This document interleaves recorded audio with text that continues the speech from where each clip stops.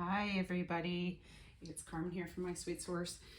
So this is part 2 of this Saracino Bouquet pasta, which is a gum paste they make, or flour paste is another word for it. So what I did, and literally this was only 10 minutes ago and I thought maybe it'd take longer to dry. This is the first time I've used Saracino flour paste. So this is brand new to me.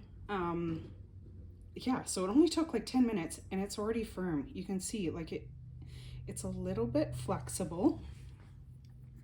It's a little bit flexible still, but it's firm. Like it's staying in position. Even if you touch like this, it stays there. So I'm gonna do the next layer. So I did 3 petals and all I did was cut them out with a little circle. I did the same thing with these. I'm gonna cut out 5 more of them. So I have 5 petals and, or actually 10 more of them because I need 10 more petals for 2 more of them.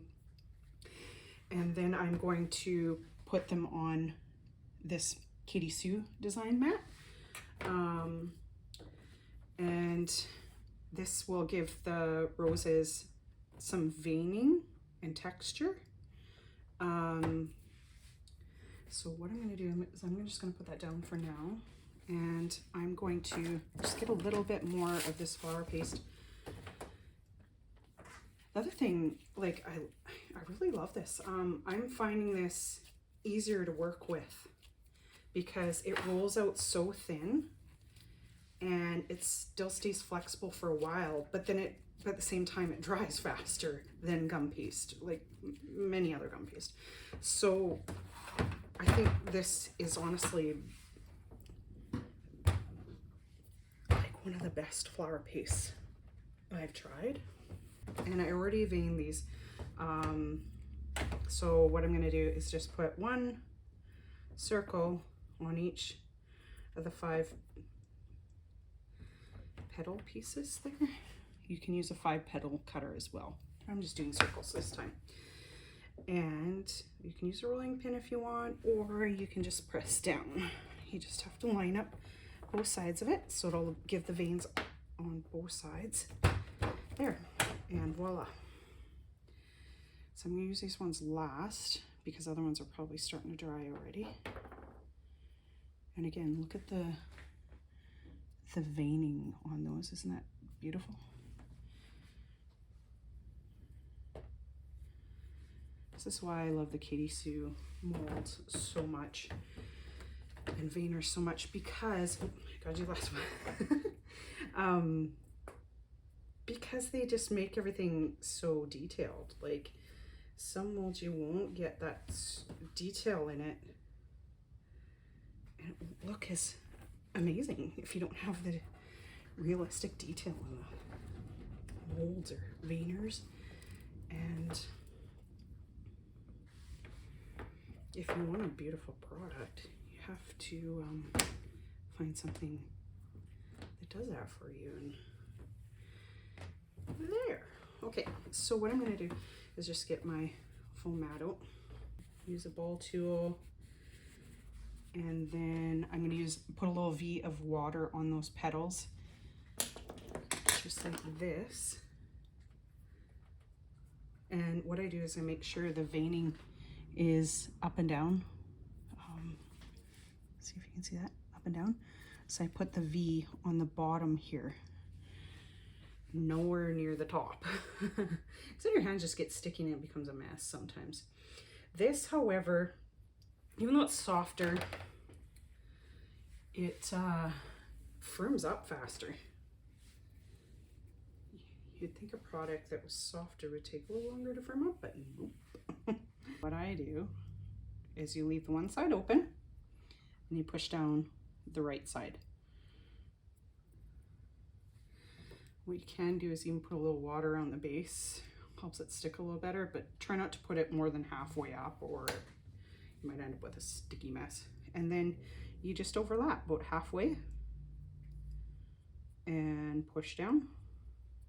And it's nice and soft so you can just form it to it. Halfway into the other petal, push it in, And then next one, halfway on the other petal, push it in. And last one, that's the 5th one there. And oops, there we go. Okay, hang on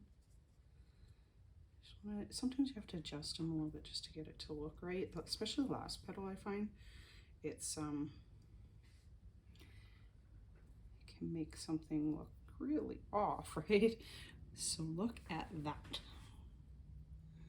I'm just pressing the bottom edges.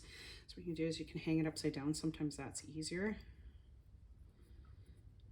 If you're using a gum paste bud and not a styrofoam bud like I'm using, you'll definitely want to make sure it's hardened for like at least a couple days in a dry environment.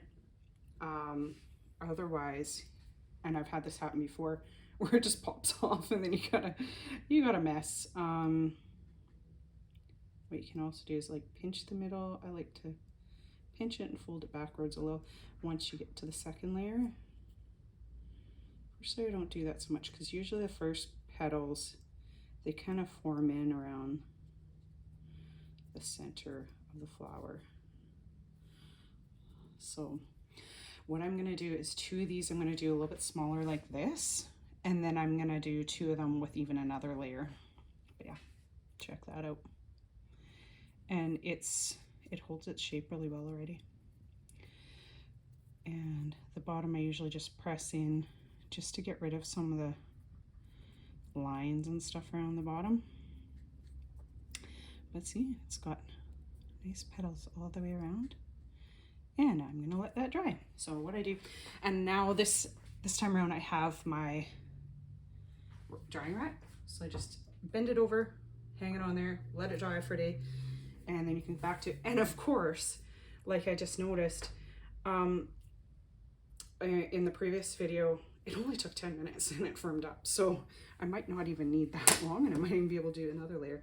So we'll see what happens. But I find this awesome because if it takes less time to dry, you can get so many more done. You can just go on to the next layer instead of waiting a day if it dries up that fast, right? Another thing you can do is just like put it in front of a fan, it'll dry off faster. If it's a humid environment, like I'm impressed with this because we've had a lot of rain lately and it feels humid in here even, and it's still, these petals dried that fast. So check that out. Okay, so I'm gonna finish these. I have a couple bigger ones to make. These are kind of the smaller ones I'm making. I'm making 2 small ones, 2 medium ones. I'm just gonna send them out to dry. And then when I'm done, I'm gonna wrap some floral tape around them and just put them in a petal former. Like we have a few of those petal formers where it's like a little cup and it just holds your petals up. Because when you get near the outside, you do want to have a little bit of support for those outside petals because they lay more flat instead of vertical like these. So your petals will just go go flat. So you want a petal former of some sort if you're making larger roses especially. So that's what I'm going to do. I'm going to lay out flat and then use floral tape, wrap them. And then what I do before I put them in the cake is I use Ingenious Edibles edible wax that they have. It has a nice soft lemon taste to it and it melts in your mouth, so you don't really get a wax feel in your mouth. It completely melts, and it is awesome for coating wires or things that are non-edible that you're putting in your cake. Even real flowers, like fresh flowers, it's great for that. And then you want to make sure if you use the Ingenious Edible wax that you let it set for about 20 minutes, because otherwise that wax is just going to flake off and it'll defeat the purpose in keeping it food safe, right? So yeah, I'll dip it in there, let them set, and then I insert them into the cake, and sometimes I have to use the needle nose pliers. And what I do is I just hang on to them right near the edge of the bottom here, and then I push it into the cake. I find if my finger's in the way, my fat fingers, they get in the way. So needle nose pliers, as long as you hang on to it tight, it's easier to insert them into the cake like that. So anyways, thanks for joining me, everyone. Have a good day.